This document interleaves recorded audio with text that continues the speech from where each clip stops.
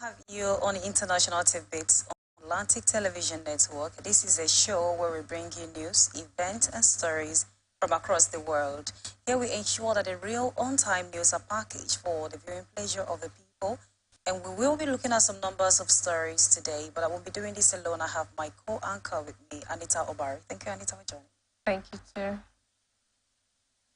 And to the headlines, this one is coming from Niger.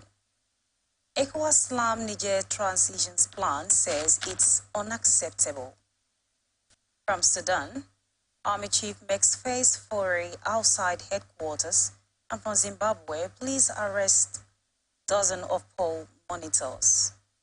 And from South Africa, BRICS made 6 new members. From Brazil, Bolsonaro leaves hospital after routine health checks. And India, Modi Jinping agrees to de-escalate border tensions. This and many more stories we will be looking at when we return from this short break. Don't go nowhere, stay with us.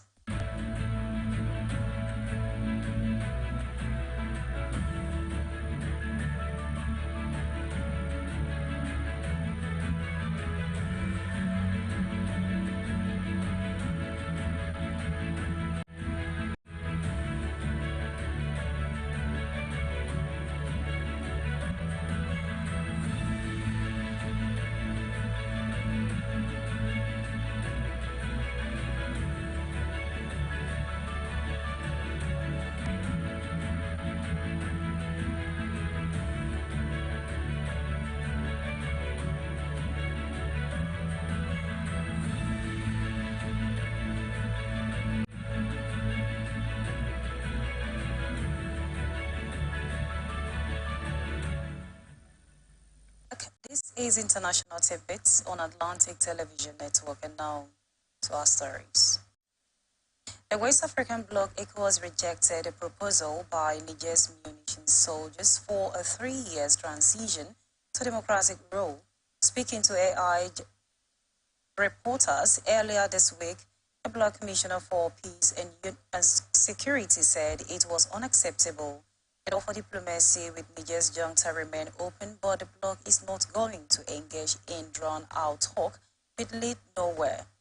Abel Fattah March, the ECOWAS Commissioner for Peace and Security, told the Associated Press in an interview Wednesday it is a brief among the ECOWAS head of state and also the commissions that the coup in Niger is one coup too many for the region, and if we allow it, then we are going to have a domino effect in the region, and we are determined to stop it. March said while direct talk and back-channel negotiations are ongoing, he said the door to diplomacy wasn't open indefinitely. We are not going to engage in a long drawn and dangling and hard military officer we want down.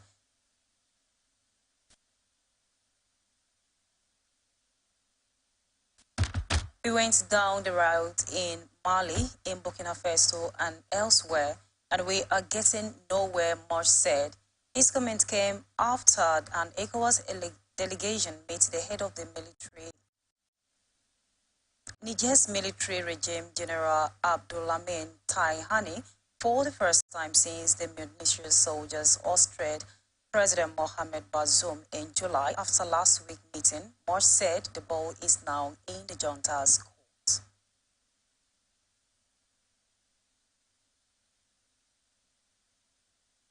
Sudan's Army Chief General Abdel Fattah al-Burhan was seen Thursday outside his headquarters for the first time since fighting erupted more than 4 months ago, with paramilitaries' army videos showed. Some of the footage filmed before dawn and posted on the Army's Facebook page showed Burhan speaking to soldiers with a caption indicating that he was at the Wadi Saidna Air base north of Khartoum. In separate daytime images posted later, he is seen surrounded by civilians in the capital's twin city of Omdurman. AFP could not verify the footage of images, but the agency's fact-checking department was able to determine that they had never been posted online before and therefore could very well must have been taken on Thursday. Images of Burhan have barely been released since fighting erupted on April 15th between the army and the paramilitary rapid support forces of his former deputy Mohammed Hamdan Daglo.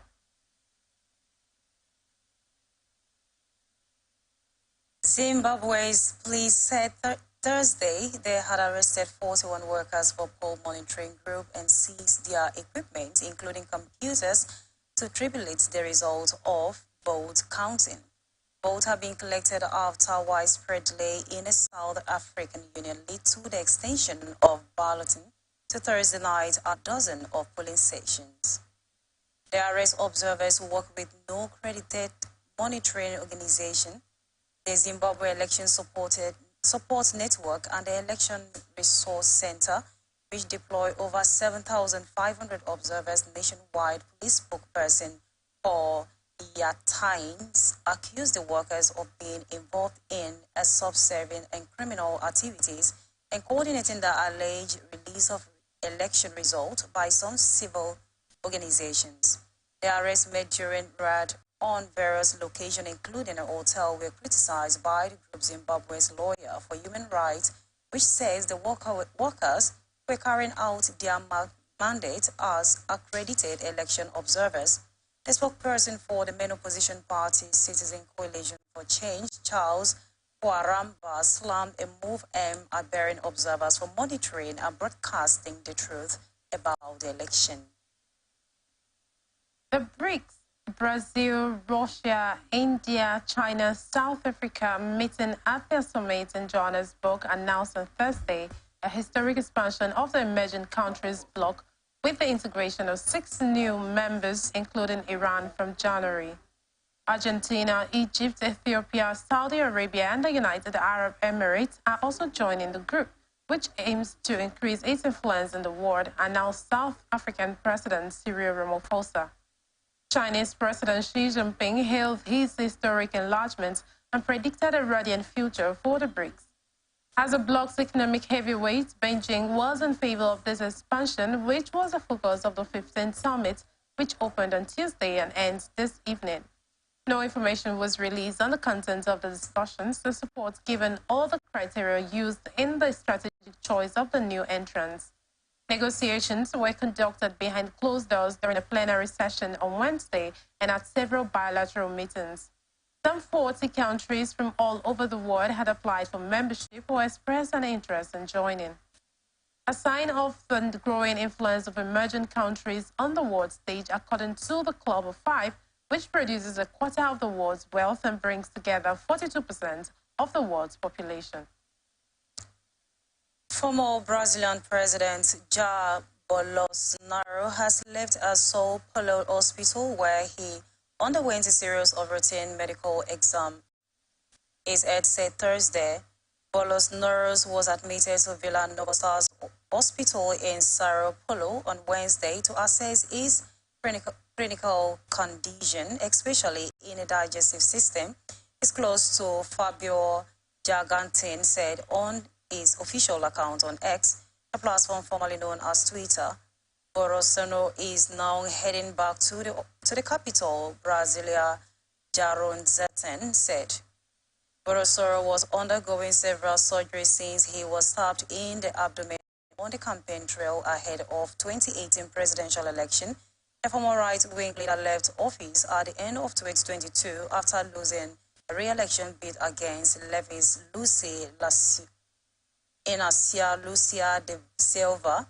Bolsonaro is under mounting pressure targeted by the several investigations for activities while he was president and in relation to rampage by his supporters in the national capital after he left the office.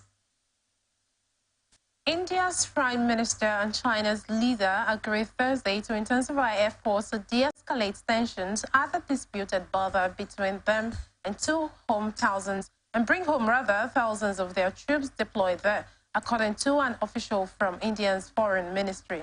Prime Minister Narendra Modi and President Xi Jinping met on the sidelines of a Johannesburg summit where the BRICS bloc of developing economies, Brazil, Russia, India, China, and South Africa, invited 6 other countries to join the group. including Saudi Arabia and Iran. India's Foreign Secretary Veena Mohan Kwatra told Indian reporters that Modi, in an impromptu meeting with Xi, highlighted Indians' concerns about their unresolved border issues. The disputed boundary has led to a 3-year standoff between tens of thousands of India and Chinese soldiers in the Ladakh area. A clash 3 years ago in the region killed 20 Indian soldiers and 4 Chinese. Quatra said the two leaders agreed to intensify efforts but did not say anything about what Xi's response may have been to Modi's expressed concerns or elaborate on details of what the Indian Prime Minister said. There was no immediate comment from the Chinese side. More than 300 migrants has arrived on Greek island, most near the Turkish coast, over the past 3 days in a separate incident reported by the Coast Guard.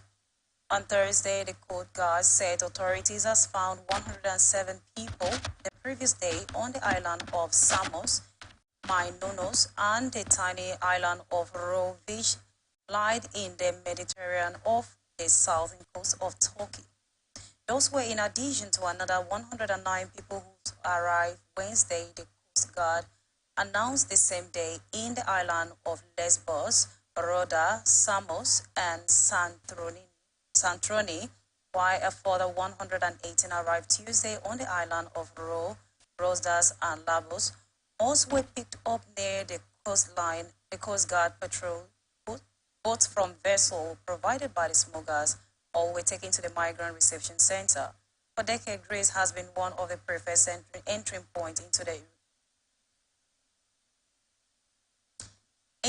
the European Union for people fleeing conflict or poverty in the Middle East, Africa, and Asia, and hoping for a better life in Europe.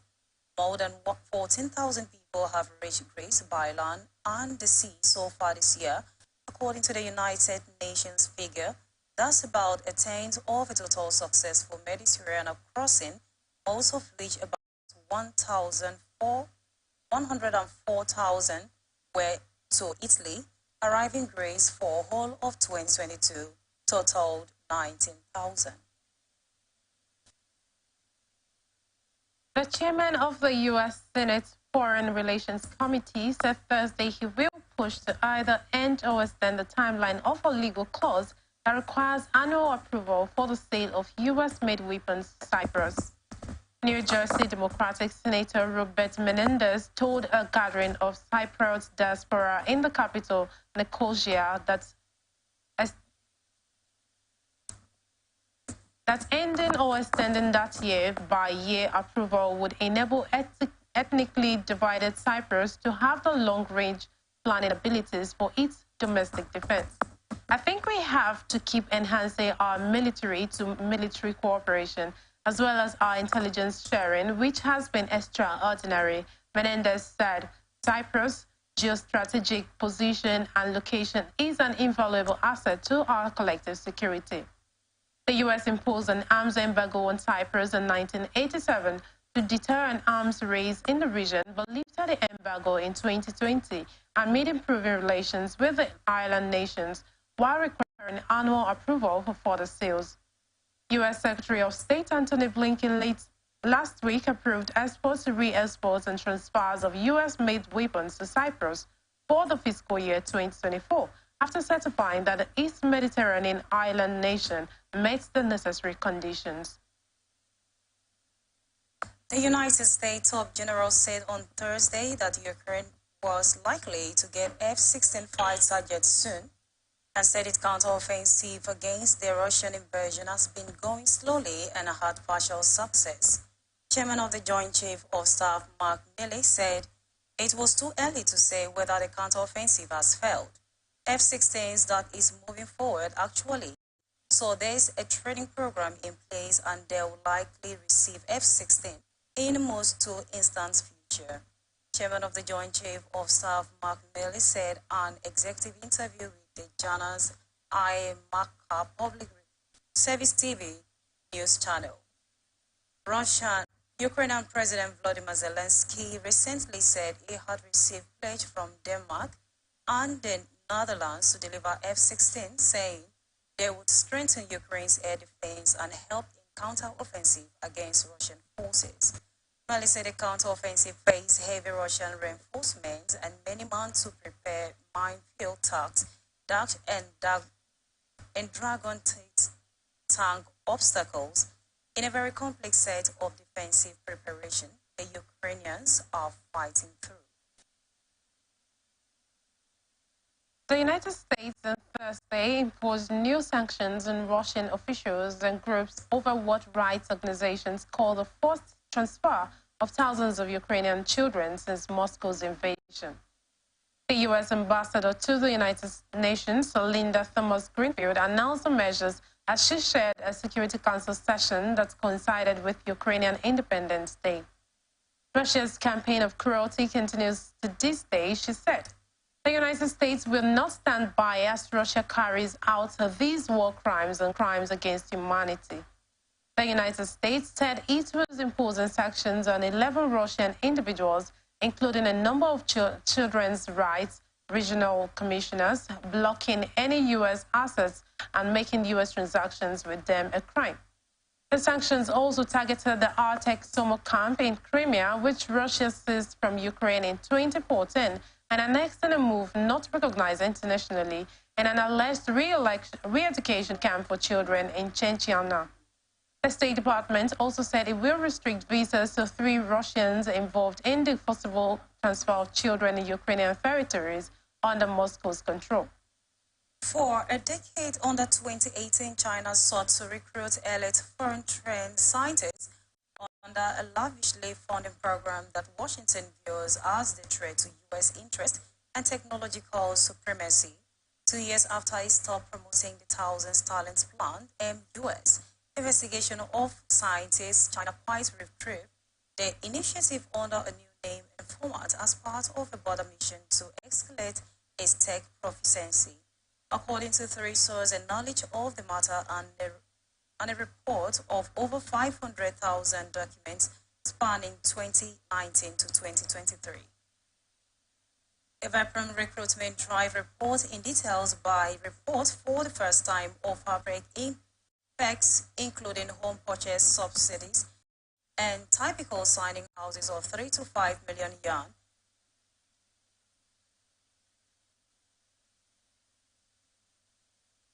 Russia on Thursday extended by 3 months the detention of Wall Street Journal correspondent Ivan Gershkovich, defying pleas for the release of the reporter arrested on the job in March. Gershkovich, unlike many Western reporters, had continued to report from Russia during Moscow's offensive in Ukraine. He was the first journalist arrested by Moscow on allegations of spying, which he and his employers strongly deny, since the Cold War, sending a chill through media circles. The time of detention has been extended by 3 months, a spokesperson for Moscow's Lefortovsky's court said. The new end date for the detention is November 30th. Vladimir Putin has broken his silence over Yevgeny Prigozhin's report date some 24 hours after the Wagner private jet crashed. Russia's president said the head of the mercenary group was a talented person who made serious mistakes in life. Mr. Putin also sent condolences to the families of the all 10 people said to be on the board on the plane that went down northwest of Moscow on Wednesday evening. However, it stopped short of explicitly confirming Prigozhin's death. For the moment the plane came down, there has been a free speculation about what caused the deadly crash and whether Prigozhin was indeed on board. As stated on the passengers list, at a briefing on Tuesday, a Pentagon spokesperson said the U.S. believed that the Wagner chief was likely killed in the crash. As a briefing on Thursday, the Pentagon person said the U.S. believed the Wagner chief was likely killed in the crash. Villagers near the crash site in the Thai region said they heard a loud bang before seeing the plane falling out of the sky. One of the theories being investigated is whether a bomb was on board, reported in Russian media suggested a U.S. official on CBN News. Partner that the most likely cause appeared to be an explosion aircraft. Apple on Thursday confirmed it is endorsing passage of a California law requiring major gadget makers to enable people to fix their devices without taking them back to companies. A Right to Repair Act that mandates manufacturers provide customers and outside repair shops with tools, parts, and information needed to fix broken electronics is making its way through the state's legislature. Apple supports California's Right to Repair Act, so all Californians have even greater access to repairs while also protecting their safety, security, and privacy, the iPhone maker said in response to an AFP inquiry. Advocacy organization Public Interest Research Group called Apple's move an unexpected about-face, describing the tech giant as having been a high-profile opponent of such laws. A right to repair movement of which PIRG is a part has led to laws in a handful of other U.S. states, the advocacy organizations noted. Christians sat among the rubble of their ransacked church for the first Sunday service since a Muslim ramped through their neighborhood in eastern Pakistan. More than 80 Christians' homes and 90 churches were vandalized in an hour-long rout in Jawara in the Chombo province on Wednesday after the allegation that the Quran had been escalated spread through the city. On Sunday, around 200 Christians sat in a chair, sat up in a narrow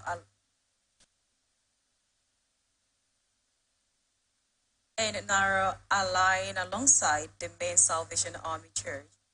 It's across still missing after being ripped down by the crowd. We used to come here without any fear, but today we need a police. 29-year-old housewife knows hand famine, who cannot yet return to her burnt home, told AFP. We did not bring our children, the one who would teach that they must come to church.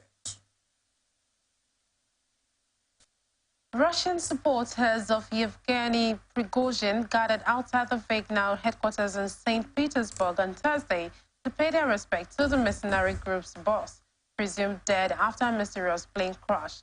Prigozhin was branded a traitor by President Vladimir Putin after his short-lived rebellion against the conventional Russian army on June 23rd to 24th. But he remained popular among Russians who acclaimed the battlefield achievements of the Wagner paramilitary group, despite many accusations of abuses and war crimes. You could say it's like losing your father. He was everything to us, because everyone was always waiting for what Uncle Zenia Prigozhin was going to say, said Igor. Like Igor, who was wearing a hat with the Wagner logo and the national flag on it, many Russians eagerly awaited Prigozhin's outspoken videos and audio messages on social media. Florida school district officials apologized Thursday to an elementary school assembly in which black students were singled out for a presentation on test score. Officials at Flagler County School District in northeastern Florida said at a news conference that the assembly at Bonnell Elementary School was a horrific mistake that shouldn't have happened, and that the school principal has been put to an administrative pending an investigation. The Flagler School Board does not support segregation, said Cherry Masoro. The school board chair, Bonnell's elementary staff members last Friday pulled back 40 and 50 grader out of their regularly scheduled activities to attend a PowerPoint presentation about low standardized test score. The presentation led by two black teachers noted that the black student has underperformed a standardized test for past 3 years. They also discussed how students with higher grade has a better chance of going to college, while those with lower grade had a high chance of going to jail, getting a shot, getting killed, parents told the Dayton News Journal. The Florida Board of Education approved a rule Wednesday mandating tough disciplinary procedures for college staff who violate a new state law regulating bathroom use. The law signed by Governor Ron DeSantis in May requires school staff and students from kindergarten through college to use the bathrooms and changing facilities and match their assigned sexes at birth, making it illegal for transgender people to use facilities that align with their gender identities. The law took effect July 1st. The rule goes beyond the state law by specifically mandating how colleges discipline staff who violate the law, requiring colleges to investigate alleged violations and report them to the Florida Department of Education, and applying the law to university student housing. Violators of the law, according to the rule, face a progressive discipline process that includes verbal warnings, written reprimands, suspension without pay, and termination. A second offense mandates termination. The Indian community in Athens, Greece, has expressed excitement and happiness over Prime Minister Narendra Modi's visit to the country. Managing Director of State of Greece organization Tanos Paragos said it's very important to have a leader like Prime Minister Modi. I am here to welcome PM Modi to Greece. We have seen remarkable progress in technology that has contributed to the world in the last 9 years. Yesterday was a remarkable day for humanity. We saw the effort of Indian space technology come to life. Parascos told ANI, we are very proud and honorable to have PM Modi in our country. It is very important for us to have a leader like him. It felt good to know that PM Modi is coming here. It was great of him to open the corridor to Pakistan. We will welcome him with Baraga.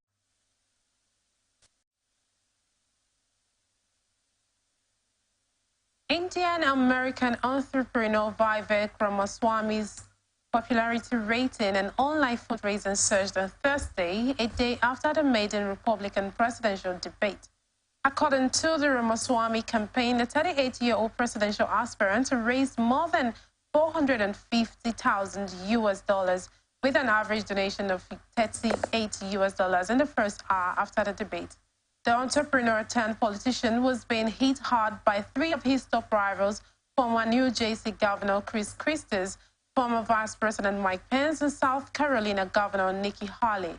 In Trump's absence, Ramaswamy drives the GOP debate, Popular Access reported. The first poll that came out after the debate said that 28% of the 504 respondents said that Ramaswamy performed the best.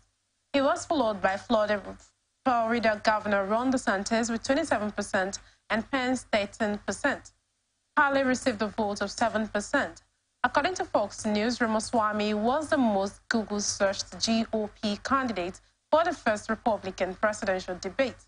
He was followed by fellow Indian-American Haley. Both the Indian-Americans were standing next to each other on the debate stage. Shortly after former U.S. President Donald Trump was arrested on racketeering and conspiracy charges and his mugshot taken, his campaign launched a T-shirt that displayed the same. The T-shirt has been listed for the Trump's campaign official's website for $34 with the word "Never Surrender" written below the mugshot. The mugshot released by the Georgia authorities on Thursday showing a screen Trump just minutes after a book on more than a dozen felony counts as an Atlanta jail may become the most famous of all, shared around the world by both detractors and supporters. Trump, who is running for president in the 2024 election, has already made history, was the first former U.S. president to face criminal charges not once but 4 times. This, however, was the first time he held to pose for the booking photo. Unlike the other authorities who gave him a pass, Georgia opted to process him like any other criminal defendant, including fingerprints and a mugshot in a case stemming from Trump's effort to overturn his 2020 election laws in the state. In a photo, an unsmiling Trump, 77, gazes into a camera, his blow frowned, his jaws choked, and his red tie knocked tightly. Trump wasted little time using their mugshot to the advantage, posting in a social media platform True Social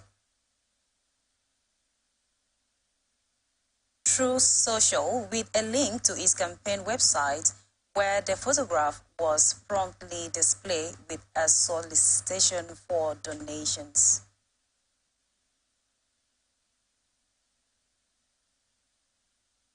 Some paper and bamboo straws contain so-called forever chemicals that could make them a less than ideal alternative to plastic, researchers have found.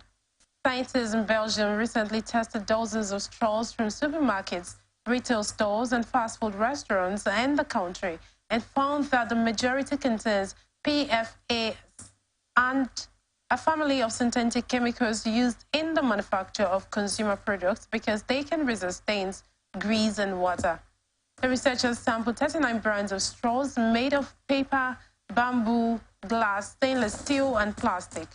Of those, 27 were to contain PFAS though the concentrations were low. The results were published Thursday in the journal Food Additives and Contaminants.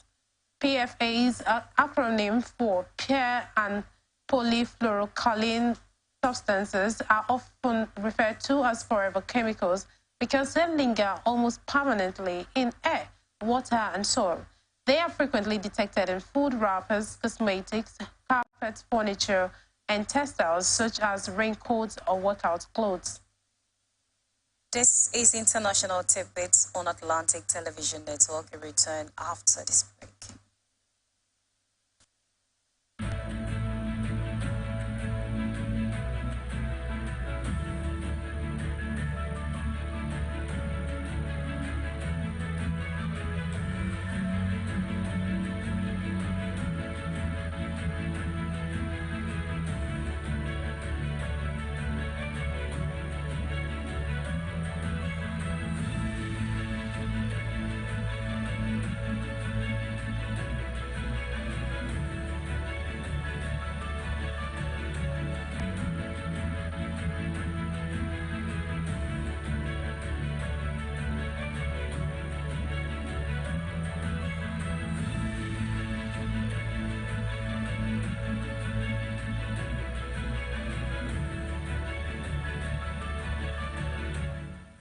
Across the ocean, to the land beyond the mountains, through the Sahara, we bring. Every day, our lives are changed by history. We are one people, all of us. Leaders, politics. Nobody's ambition is what's the blood. I have fought very firmly. Natural occurrence, war, and the world economy. I belong to everybody, and I belong to nobody. ATN covers it all on ATN Politics today.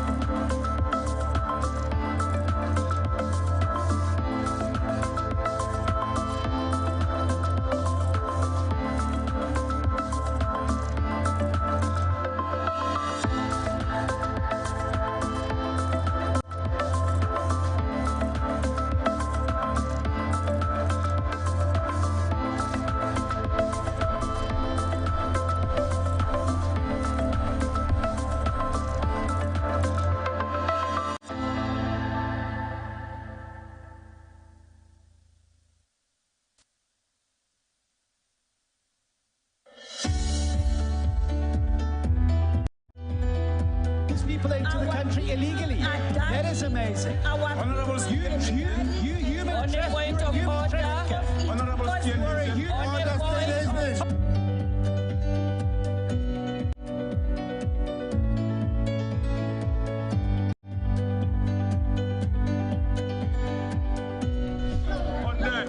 They are not picking our calls.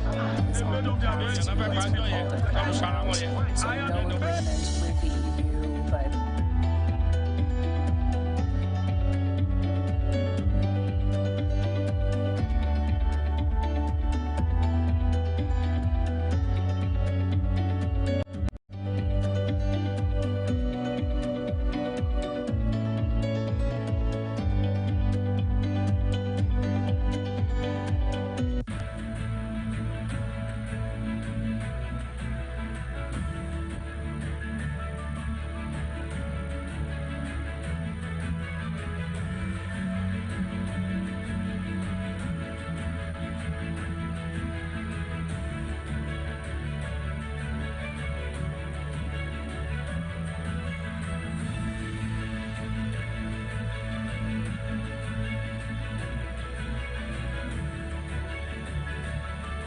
Here, turn them down.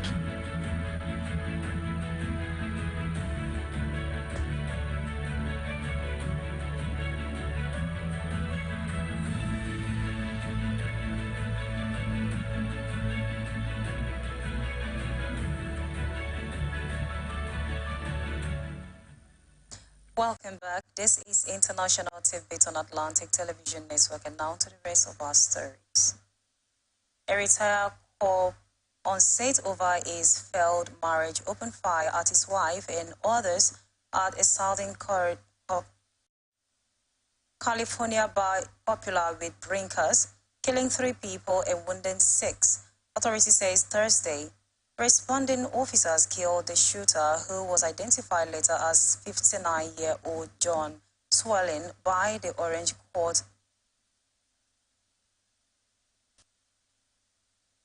Sheriff Office.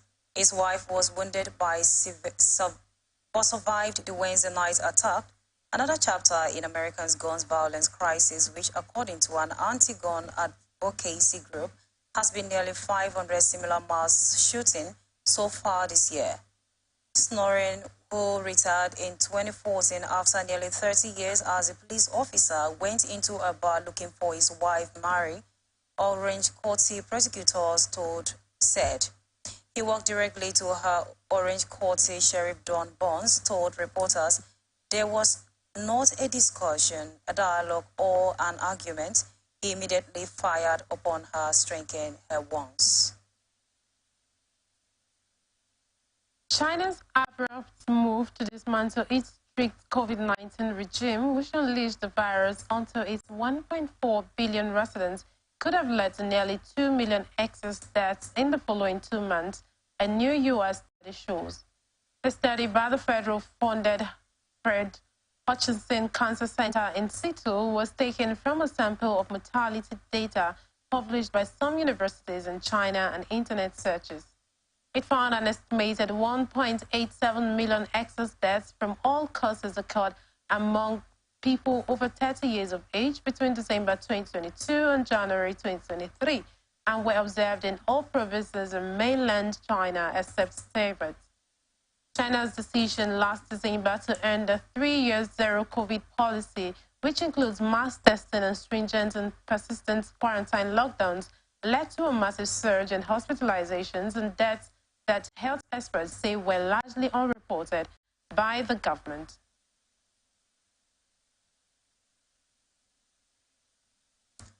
Moscow said on Friday its force has thwarted the Ukraine attempt to attack Russia's annexed Crimea with 42 drones overnight.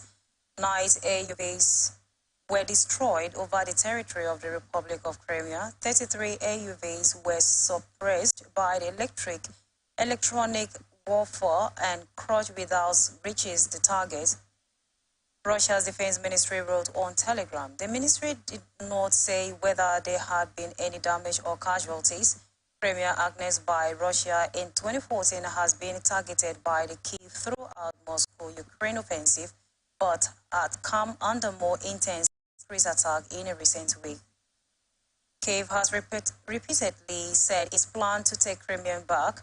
On Thursday, Crimea said its forces had flown the country flag in Russian annexed Crimea during a special operation to mark its second wartime independence there.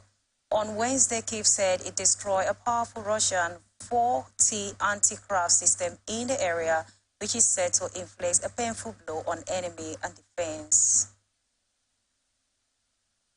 Sounds of gunfire Modina Khatun awake every night in Cox's Bazar, Bangladesh, the world's largest refugee camp.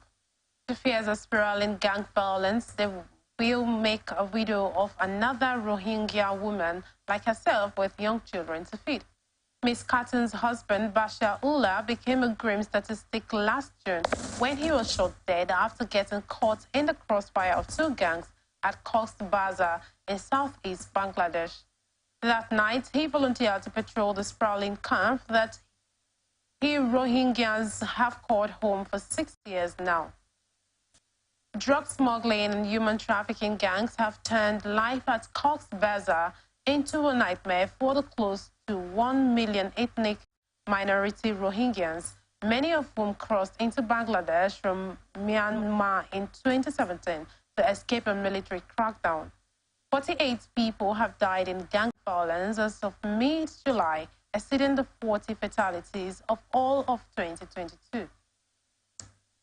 Japan has begun its controversial discharge of treated wastewater from the Fukushima nuclear plant into the prolific ocean, sparking protests in the region and retaliation from Beijing. China is the biggest buyer of the seafood from Japan, and on Thursday it said it will block all such imports. Japan says the water is safe and many scientists agree. The UN nuclear watchdog has also approved the plan, but critics say more studies need to be done and the release should be held. More than 1 million tons of water stored at the nuclear plant will be discharged over the next 30 years. China, which has been the most vocal of opponents since the plan was announced 2 years ago, called the water discharge an extremely selfish and irresponsible act and said Japan was passing an open wound onto the future generation of humanity. Ukraine has claimed its troops briefly landed overnight in the occupied Crimea Peninsula as the country marks 32 years of its independence. All objectives of the special operation were achieved without any casualties, the Defense Ministry said. It added that during a firefight in Olenivka and Mayak, Western Crimea, the enemy suffered losses. Russia illegally annexed Crimea from Ukraine in 2014, 8 years before Moscow launched a full-scale invasion. The Kremlin has so far made no public comments on the reported Ukrainian operation. In a post on Telegram, the main intelligence department of Ukraine's defense ministry claimed responsibility for Thursday's operation. It said the Ukrainian Navy provided the support. It said that special units on watercraft landed on the shore before engaging in combat with Russian troops stationed in the area. Also, the state flag was flying again in the Ukrainian Crimea, the statement added. The intelligence department posted a short video purportedly showing Ukrainian soldiers raising the national flag. Gunfire sounds can be heard in the footage.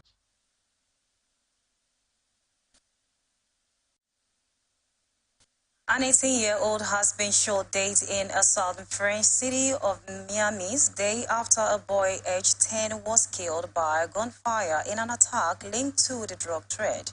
Both shooting took place in a perceived area of the city which has become plagued by drugs violence. The first victim called fagged and fatal shot on Monday night while he was in a car with his uncle. In a latest attack, the teenage victim was ambushed a few streets away.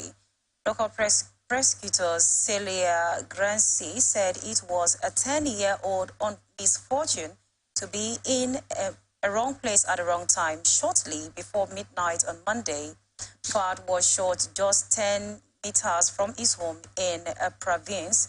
His family had no connection with the drug gang and had never had any brush with authorities, the prosecutor said.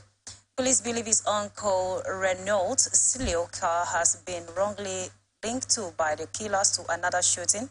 An Interior Minister Grad Darmain spoke of lead for attack between drug dealers.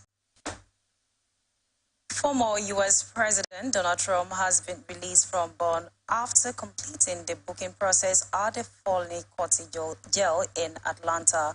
According to jail reports, jail record shows that the former U.S. president was placed under arrest and booked at the Fulton County Jail on Thursday, local time, night in connection with the Georgia election subversion case. It was at the jail for about 20 minutes. Trump had unaddressed reporters after being arrested and released from jail said, "I did nothing wrong." Trump described the criminal case against him as a travesty of justice. "We have every single right to challenge election. That link is dishonored." He said Trump was released from agreed to the $200 bond and their release condition. including not using social media to intimidate co-defendants or witnesses in the case, which were previously negotiated by its attorneys. I don't know if I'm going to say that. I don't know if I should call it a good news, because you know, when someone has been in a war front several times and then you come back without anything happening to you, at least you should tell the person congratulations, irrespective of whatever thing that happened. Trump was facing 3 other felony indictments when he was charged here, and again he has proven that really he did nothing wrong. That's what he said. I did nothing wrong, and we have seen it here. Indeed, he did nothing wrong. I mean, do you think this is this will have a way is a gain for him if you're talking about campaign?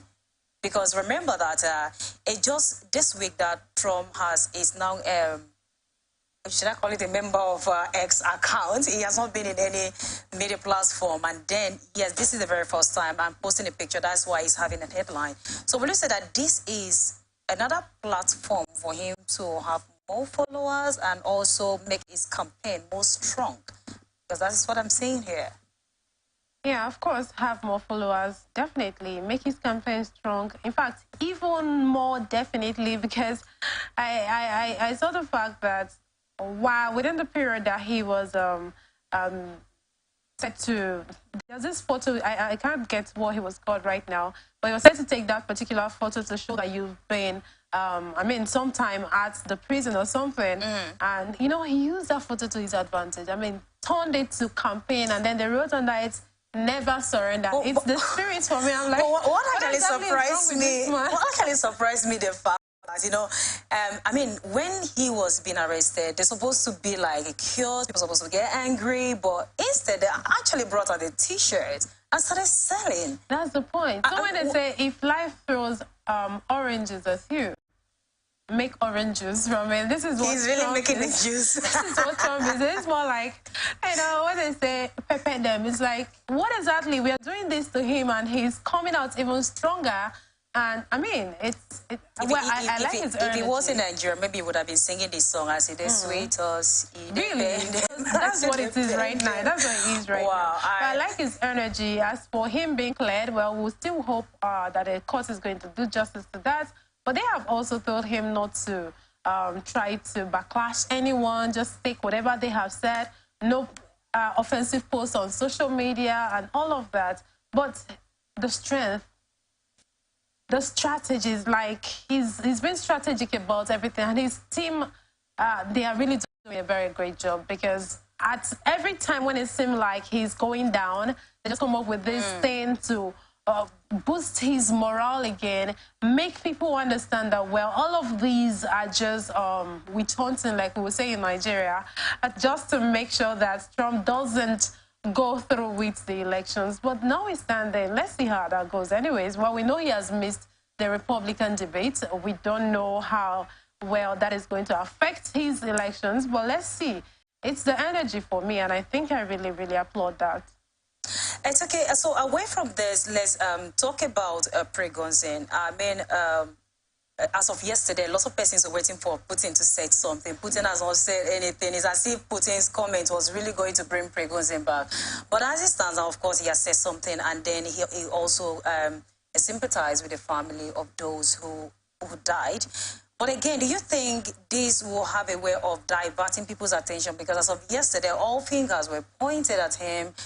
They were seeing this as a form of retaliation. But now that he has said something, and he did not mention, he didn't really, I don't know what they were expecting to hear. Like, yes, you did this to me and I've done this. And again, in 2018, Putin was asked a question. What are those things that you can never forget? You can never forgive, no matter what? He said betrayal.